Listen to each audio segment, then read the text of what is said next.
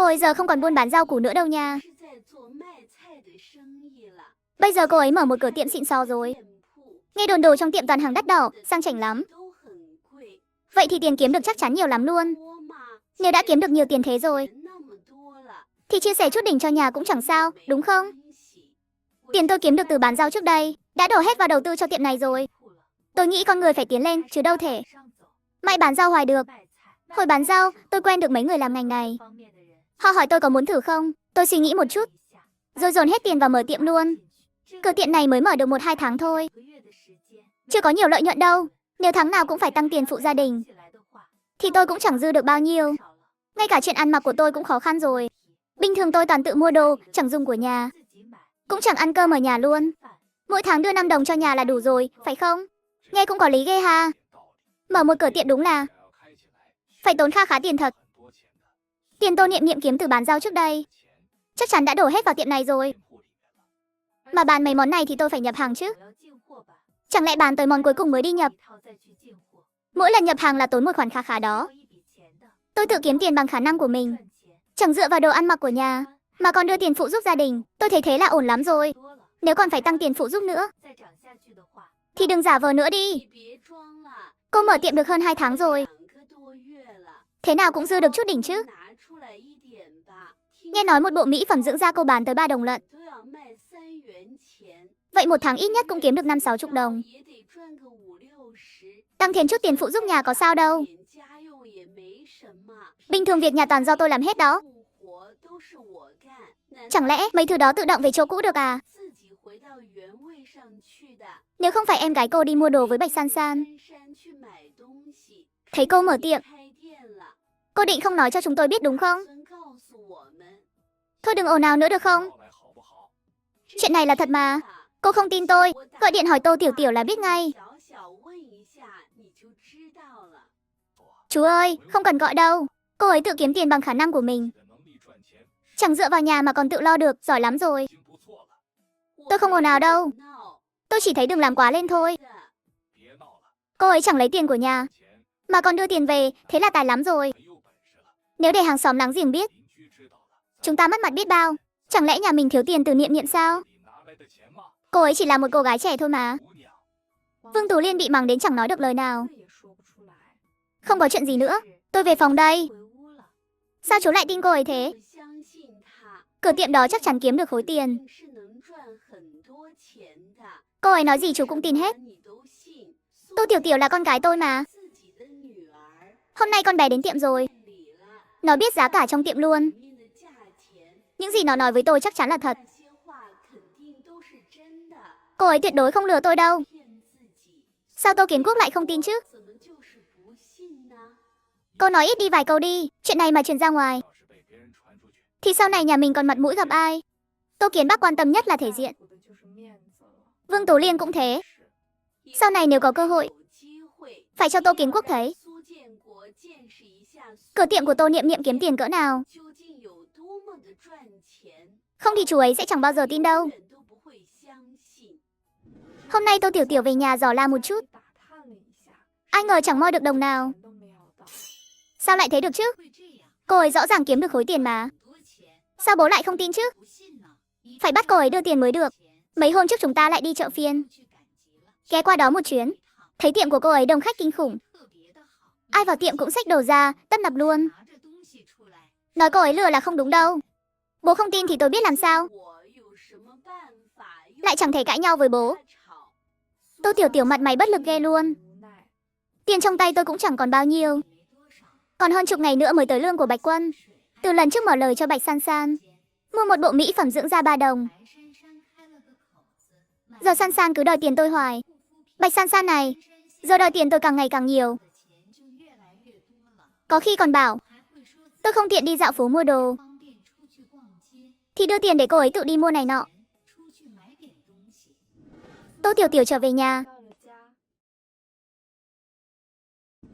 Tô Tiểu Tiểu vừa về tới nhà. San San, chị dâu về rồi nè. Chị dâu có vài câu muốn hỏi em đây. Chị dâu cứ nói đi, có gì mà ngại. Hỏi gì em cũng trả lời hết. Em có hứng thú với mấy thứ như nghiên cứu, bom không? Chị dâu đùa em hả? Em là con gái yếu đuối thế này. Sao mà thích mấy thứ đó được? Mấy món đó chẳng phải dành cho lính trong quân đội sao? Người thích mấy thứ này? Chẳng lẽ không phải là quân nhân trong quân đội à? Nghe câu này, Tô Tiểu Tiểu lo lắng thấy rõ. Kiếp trước, vào thời điểm này, Bạch San đã bắt đầu nghiên cứu thuốc nổ rồi. Nhờ mối quan hệ của Bạch Cư Dị, cô ấy đã vào được quân đội. Nhưng giờ cô ấy cứ lơ mơ, chẳng làm gì. Kiếp này sao lại thế chứ?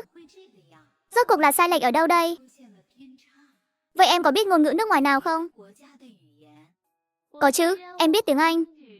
Chỉ biết mấy cái cơ bản thôi hả? Mấy thứ khác thì không biết à? Chỉ là mấy thứ trường dạy thôi. Tiếng Anh đơn giản nhất đấy. Đúng vậy, em chỉ biết mấy cái đó thôi. Chị dâu sao thế? Sao cứ hỏi em mấy câu kỳ kỳ lạ lạ thế? Em chẳng hiểu chị đang nói gì luôn. Chị dâu chỉ tò mò chút thôi. Hỏi mấy chuyện linh tinh này nọ. Tiện miệng hỏi em một câu thôi. À đúng rồi, bộ mỹ phẩm làm trắng da em mua từ chỗ Tô Niệm Niệm. Dùng có tốt không? Bộ mỹ phẩm đó xài thích lắm luôn. Chẳng biết cô ấy nhập hàng từ đâu nữa. Sau này em phải mua thêm một bộ nữa. Chị dâu thấy không? Em da nắng mà da trắng lên hẳn đó. Hữu dụng là tốt rồi, chị dâu hơi mệt. Về phòng nghỉ một chút đây. Còn bên phía Bạch San San lại bị hội bạn thân rủ đi dạo phố rồi. San San dạo này trắng lên nhiều nè. Ừ ha, đúng thật. Cậu nói chuẩn không cần chỉnh. Đi nào, hôm nay tớ bao các cậu ăn lẩu. Mấy người kéo nhau tới quán ăn. Trời ơi, gọi cả bàn thế này nhiều quá rồi. Tốn kém quá đi. Có đắt lắm không? Không không. Chẳng đắt đâu. Bạch San San kiếp này ngày nào cũng nằm dài ở nhà, chẳng đi làm gì cả, mà còn chẳng biết gì luôn. Còn Bạch San San kiếp trước làm ăn lớn, buôn bán phát đạt, hiểu biết bao nhiêu thứ. Rốt cuộc là sai lệch ở đâu chứ? Tô Tiểu Tiểu nghĩ mãi mà đau cả đầu. Còn việc làm ăn của Tô Niệm Niệm thì càng ngày càng phất. Ngoài kem dưỡng body, cô ấy còn làm phấn nền cho đủ loại da. Và cả cô Sơn nữa. Vài tháng trôi qua, mấy học viên đã học xong nghề hết rồi. Chị ơi, tụi em làm việc ở đây được không? Được chứ, nhưng chị chỉ cần 2 người thôi. Vậy để tụi em ở lại nha. Mấy người họ đã bàn bạc với nhau trước rồi. Thế thì Văn Tú và Viên Viên ở lại đây nhé. Mấy bạn còn lại rảnh thì ghé tiệm chơi nha. Mấy người gật đầu rồi đi trước luôn.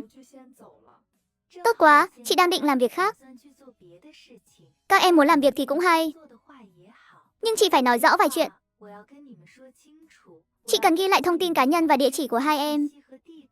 Hai em phải giám sát lẫn nhau, đừng động vào đồ trong tiệm. Lương mỗi tháng sẽ là lương cơ bản cộng hoa hồng của hai em. Vì mỗi người làm việc khác nhau, bán được nhiều hàng thì lương của các em càng cao.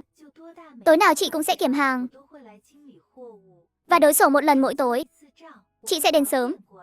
Giờ làm việc giống như lúc các em đến học trước đây. Tô Niệm Niệm còn nói về lương cơ bản. Hai người nghe xong vui lắm, càng có động lực làm việc hơn. Thuê được 2 nhân viên cũng ổn áp. Thế là có thêm thời gian cho bản thân. Mấy hôm trước tôi đi hỏi thăm cơ quan liên quan. Thi đại học hiện giờ vẫn còn đăng ký được. Diễn ra vào tháng 6 năm sau, còn khoảng nửa năm nữa. Tôi tranh thủ chuẩn bị đây. Cô ấy ở ngay trường Đại học Khoa học Kỹ thuật. Mà thi đại học mới khôi phục vài năm.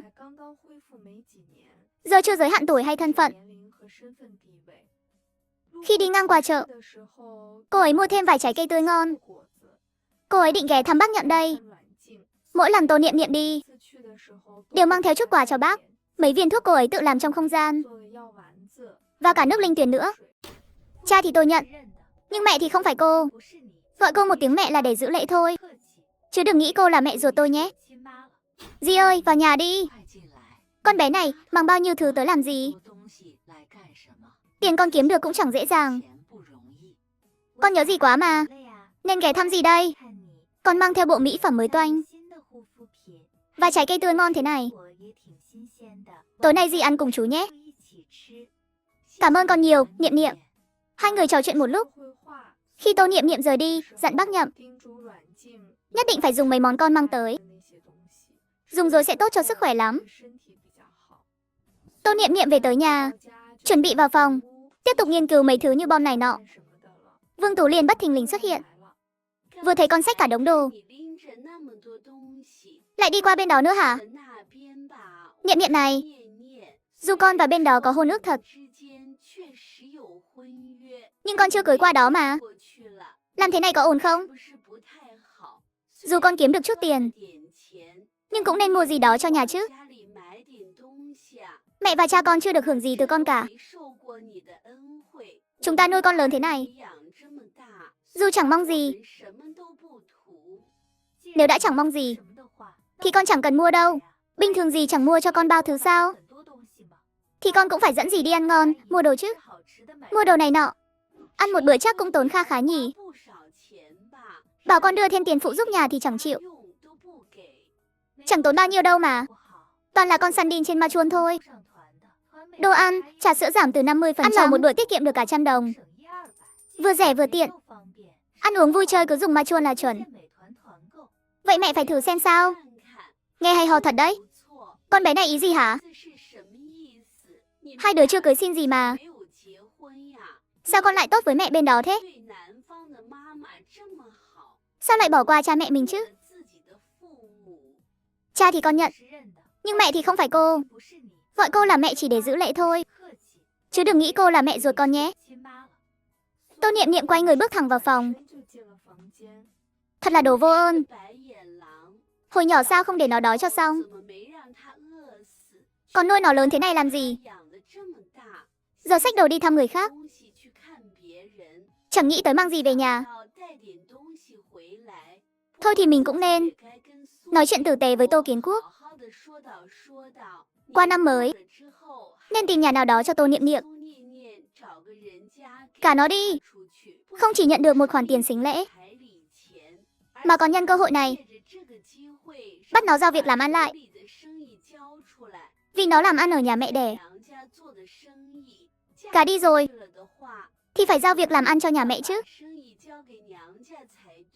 Dù không giao hết thì cũng phải bắt nó mỗi tháng đưa tiền về nhà mới được. Đến lúc đó phải nói rõ với nhà trai, không thì không gả. Thoáng cái vài tháng trôi qua, việc làm ăn của Tô Niệm Niệm siêu tốt. Trong tiệm, cô ấy gặp bà chủ nhà Dương Ngọc Mai. Ai ngờ bà ấy lại là bạn của Lưu Thanh Thanh. Việc làm ăn của em tốt ghê nha. Hồi đó chị nghe em bảo muốn làm ăn, nên mới giảm tiền thuê nhà cho em chút đỉnh. Em làm ăn phát đạt thế này, giỏi thật. Chị Mai nói quá rồi. Lần này em muốn bàn với chị Mai. Em muốn thuê nguyên năm luôn. Dù hôm nay chị không ghé tiệm, vài hôm nữa em cũng định tìm chị rồi. Vậy cứ thuê 1 năm nhé. Chị thân với Thanh Thanh và mấy người kia. Họ bảo đồ ở tiệm em xài tốt lắm. Nhiều chị em dùng sản phẩm của em đều thấy thay đổi rõ rệt. Chị giảm thêm 5 đồng trên giá cũ, rồi tính tiền thuê cả năm, ok không? Được chứ, chị Dương Ngọc Mai chẳng thiếu tiền đâu. Nhà chị có 2 căn ở con phố này. 1 căn cho thuê, còn căn kia để ở. Mấy năm trước, khi vừa mở cửa làm ăn, chị vào miền Nam lăn lộn, mang hàng từ Nam ra Bắc bán. Làm ăn thành công rực rỡ luôn. Vậy cảm ơn chị Mai nhiều nha. Tô Niệm Niệm gói 2 bộ mỹ phẩm làm trắng da phiên bản giới hạn. Chị Mai mang về xài thử nha. Trước đây em định tặng chị rồi, nhưng qua nhà chị toàn không có nhà. Em nghĩ gần Tết chắc chị ở nhà. Ai ngờ chị với chị Lưu là bạn luôn. Tụi chị biết nhau lâu rồi mà. Chỉ là trước đây Ngọc Mai bận lắm, nên không rảnh rủ chị ấy qua chơi. Tô Niệm Niệm cảm ơn mọi người rối rít. Hợp đồng thuê nhà được sửa lại. Tô Niệm Niệm thuê được cả năm thành công. Phụ nữ thì lo chuyện đính hôn, đàn ông thì đi làm nhiệm vụ. Mẹ kế bên đó làm tôi tức muốn xỉu luôn. Tiếp nối tập trước. Dương Ngọc Mai nhất quyết không lấy mỹ phẩm Tô Niệm Niệm tặng. Chị ấy muốn tự mua, lần này là làm sự kiện. Sau này chị tới vẫn mua giá gốc. Nếu em giảm giá cho chị, thì đừng hòng thuê nhà của chị nữa. Tô Niệm Niệm nhìn bóng lưng Dương Ngọc Mai, cảm động ghê. Thời gian trôi nhanh thật, hôm nay là ngày cuối của sự kiện rồi. Tô Niệm Niệm kiểm kho một vòng, rồi tính toán sổ sách 2 ngày qua. 10 ngày tổng cộng bán được 1.112 bộ. Sở dĩ bán được nhiều thế là nhờ vài khách số mua cả lô để tặng nhân viên dưới trướng. Mỗi lần họ mua là từ 50 bộ trở lên. Tô Niệm Niệm nhìn con số này, tính toán hoa hồng một chút, rồi phát lương cho Lưu Viên Viên và Văn Tú. Từ mai tiệm mình chính thức nghỉ Tết nhé. Sáng mùng 2 các em đi làm lại, dọn dẹp vệ sinh một chút. Mùng 3 đốt pháo mở cửa chính thức. Chúc các em có một năm mới thật vui. Đây là bao lì xì Tết của các em. Ban đầu Tô Niệm Niệm định mua quà, nhưng sau đó tăng thêm 10 đồng cho mỗi người. Đưa tiền để họ tự mua đồ Tết. Đưa tiền để họ muốn mua gì thì mua. Cảm ơn chị Niệm Niệm nhiều. Cảm ơn chị cho tụi em cơ hội làm việc. Cũng cảm ơn chị trả lương cao thế này. Nhớ năm sau quay lại nha. Chúc các em năm mới vạn sự như ý. Tô Niệm Niệm cũng mua đồ xong xuôi. Trên đường về nhà, bỗng không để ý đụng phải một người. Ôi, bạn không sao chứ? Xin lỗi nha. Tô Niệm Niệm nhanh chóng về nhà. Vừa đặt đồ mua được xuống, Vương Tú Liên đã bước tới. Sao chỉ mua có chút xíu thế? Hồi trước Tết nào mẹ với cha con cũng lo mua sắm. Giờ con lớn, kiếm được tiền, mà chỉ mua có chút này thôi. Mẹ thấy vài hôm trước con xách về bao nhiêu đồ. Mấy bộ quần áo trong phòng con đẹp lắm. Để mẹ lấy vài bộ mặc thử. Trong túi có 2 bộ quần áo, là mua cho bác Nhậm. Còn lại là đồ mới con mua cho Tết. Mấy bộ quần áo này tôi định cất vào không gian, nhưng lại nghĩ mấy ngày nay tôi mang về nhà bao nhiêu đồ. Lỡ Vương Tú Liên bất thình lình vào phòng, thấy không có đồ là sẽ nghi ngờ ngay. Chẳng lẽ mấy thứ đó là mẹ của Tiểu Cầm mua cho con hết? Nếu đã là đồ người khác tặng con cũng chẳng mặc vừa đâu, thì đưa mẹ 2 bộ đi. Mang qua cho em gái con vài bộ cũng được. Tô Tiểu Tiểu giờ mang thai gần 6 tháng rồi. Mẹ nghĩ nó còn mặc vừa đồ của con sao? Huống chi là mẹ, mấy màu đó không hợp với mẹ đâu. Mấy màu đó chỉ hợp với các cô gái trẻ thôi. Hiểu không? Dù là ai tặng, làm ơn đừng động vào đồ của con nữa. Nếu không, con sẽ cho cả khu này biết. Dù con có đồ tốt gì, cũng bị mẹ vơ vét sạch sành xanh. Tô Niệm Niệm cảnh cáo một tiếng, nói xong mới quay về phòng. Sao mà keo kiệt thế hả? Chẳng biết bác Nhậm nghĩ gì nữa. Sao lại tốt với Tô Niệm Niệm thế làm gì? Tô Niệm Niệm sớm muộn gì cũng phải lấy chồng thôi. Lấy chồng rồi là người của nhà khác, chẳng còn liên quan gì tới con trai nhà họ nữa. Vậy mà còn ngốc nghếch mang đồ tới tặng. Đúng là người ngốc, tiền nhiều. Mang đồ tặng nhà mình chẳng phải tốt hơn sao? Dù sao Tô Niệm Niệm cũng là do tôi với Tô Kiến Quốc nuôi lớn mà. Vương Tú Liên càng nghĩ càng tức điên.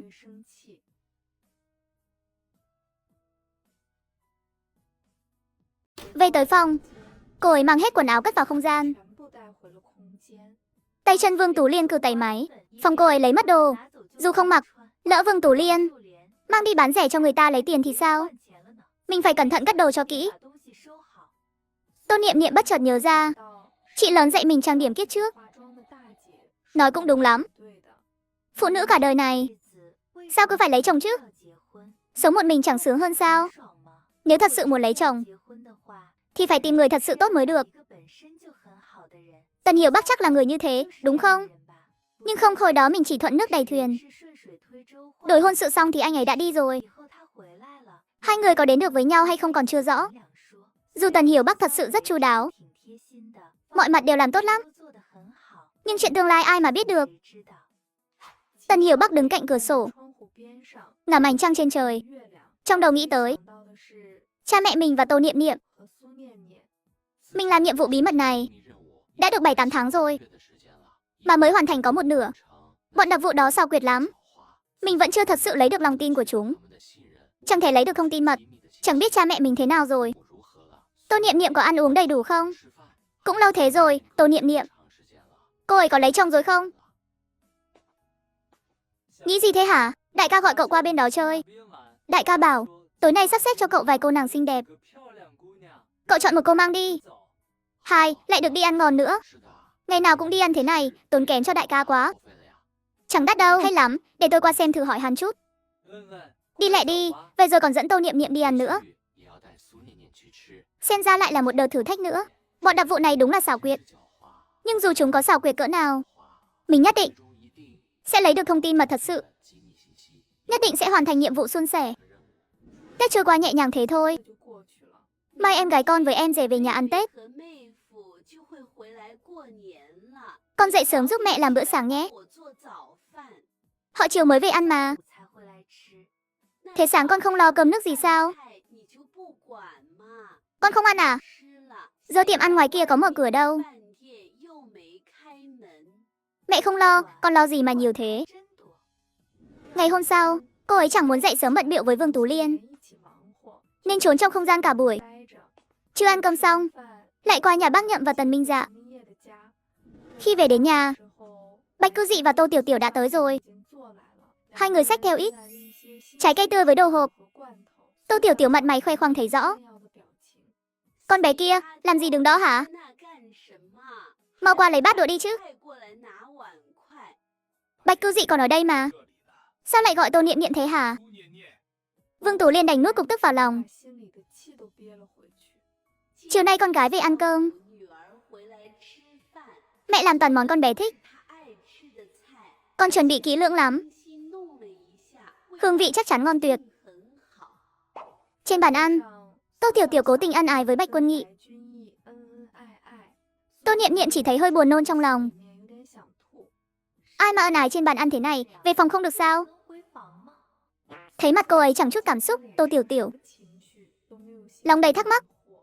Chẳng lẽ Tô Niệm Niệm thật sự buông bỏ Bạch Cư Dị rồi? Không thể nào, chị ơi. Đồng chí Tần Hiểu Bắc đi lâu thế rồi. Chị cũng nên quên anh ấy đi chứ. Em thấy dạo này tâm trạng chị cũng tốt lắm. Hay là đi xem mắt đi. Xem mắt tìm một người tốt, thì sau này chị mới có cuộc sống đảm bảo. Vừa nói xong, thấy Tô Niệm Niệm khóc nức nở luôn. Tôi không muốn xem mắt. Tôi không quên được Hiểu Bắc. Tôi tuyệt đối không đi xem mắt đâu. Tôi đã nói sẽ chờ anh ấy thì sẽ chờ. Mọi người đừng ép tôi nữa. Niệm Niệm, chúng tôi biết con là đứa nặng tình cảm, cũng biết con thích Hiểu Bắc, nhưng không thể để lỡ cả đời mình được. Giờ con không lấy chồng, qua 25 tuổi sẽ chẳng tìm được người phù hợp đâu. Lúc đó người ta sẽ kén cá chọn canh con. Thế thì không được. Cô ấy lập tức giả vờ sụp đổ cảm xúc, vừa khóc to vừa hét lên. Tôi không muốn, không muốn. Tôi không muốn đi xem mắt đâu. Tôi tuyệt đối không lấy người khác. Mọi người mà ép tôi nữa thì tôi thả chót đi cho xong. Bạch Cư Dị ngồi bên cạnh nghe mà sốc luôn. Cậu ta với Tần Hiểu Bắc quen nhau chẳng bao lâu mà yêu đến mức không chịu lấy người khác. Thà tự chót còn hơn đi xem mắt. Tần Hiểu Bắc tốt đến thế thật sao? Bạch Quân Nghị bắt đầu tự nghi ngờ bản thân. Cậu ta nghĩ Tô Niệm Niệm có phải đang gián tiếp hạ thấp mình không? Thôi được rồi, chúng tôi không ép con nữa. Ăn cơm ngon lành đi. Đừng làm thế nữa. Sau này tôi không nhắc chuyện này nữa.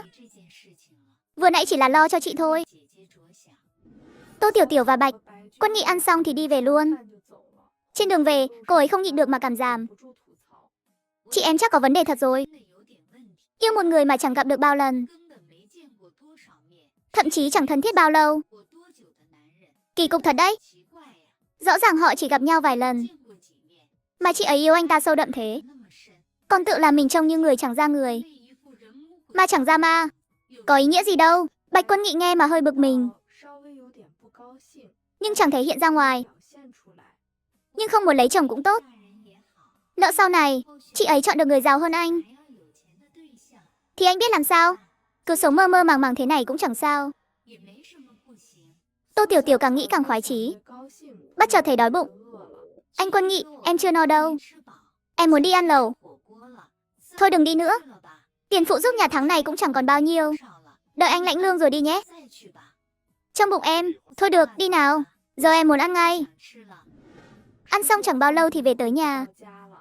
Mai là mùng 3 rồi. Anh phải đi thăm đồng chí Dương và con. Năm nào anh cũng ghé một lần. Mẹ con họ sống khổ lắm. Tô Tiểu Tiểu dù không vui, vẫn giả vờ rộng lượng nói. Được thôi, anh mang ít tiền quà cho họ đi. Ngày tháng họ khó khăn, anh quan tâm nhiều chút cũng tốt. Nhưng khi mang tiền qua, cũng nhớ tới con của chúng ta. Con mình sắp chào đời rồi. Sau này sẽ cần nhiều tiền lắm. Cảm ơn em nhiều, Tiểu Tiểu. Cảm ơn em hiểu chuyện thế này. Cảm ơn em không trách anh. Không sao đâu, trước đây em đã nói rồi. Em chấp nhận anh chăm sóc họ. Miễn là anh chăm sóc họ, mà vẫn nhớ đến gia đình mình là được. Tô Tiểu Tiểu càng tỏ ra hiểu chuyện, rộng lượng. Bạch Cư Dị càng thấy có lỗi với cô ấy, nên càng đối tốt với cô ấy hơn. Chẳng mấy chốc đã đi làm lại. Tô Niệm Niệm nói với hai nhân viên về việc làm sự kiện dịp Tết Nguyên Tiêu, nên tiệm cần người trông. Không sao, không sao. Em cũng chẳng muốn về nhà ăn Nguyên Tiêu. Em cũng không muốn về. Năm nay về nhà, chẳng lẽ bị sắp xếp đi xem mắt hả? Đúng thế, vì Tết mà. Gia đình sắp xếp cho đi xem mắt, mà đối tượng thì khó tả lắm. Đặc biệt là người năm nay. Người này hóa ra là của Tạ. Em chẳng biết cha mẹ nghĩ gì nữa. Họ bảo nhà đối phương có điều kiện tốt lắm, sẵn sàng cho sính lệ 88 đồng. Dù sính lệ cao thật đấy, nhưng đâu đến mức cả em đi chứ. Người đó là một ông chú, đi đường khập khiễng, dáng vẻ cũng bình thường thôi. Điều chính là vừa thấy em đã nhe răng cười. Cười không ngừng luôn. Em thấy tinh thần người đó có vẻ không ổn lắm. Gả cho người thế này thì tốt sao nổi. Còn người cha mẹ em giới thiệu thì cũng tạm, chỉ hơi keo kiệt chút. Chị không biết hoàn cảnh gia đình các em, nhưng chị mong các em đều đấu tranh để có được điều kiện tốt nhất. Các em phải gặp được người thật sự tốt, rồi mới lấy chồng, chứ không phải chọn bừa một người rồi gả đi. Lương các em giờ cũng không thấp. Sính lệ 88 đồng cũng chẳng là gì. Nhiều nhất là lương hơn 3 tháng của các em. Nếu có lúc việc làm ăn tốt, hơn 2 tháng là kiếm được số tiền này. Tiền hơn 2 tháng kiếm được, mà phải đánh đổi cả đời mình sao? Hai người nghe xong bừng tỉnh đại ngộ luôn. Nói đúng lắm. Vậy sau này phải từ chối mới được. Cảm ơn chị Niệm Niệm nhiều.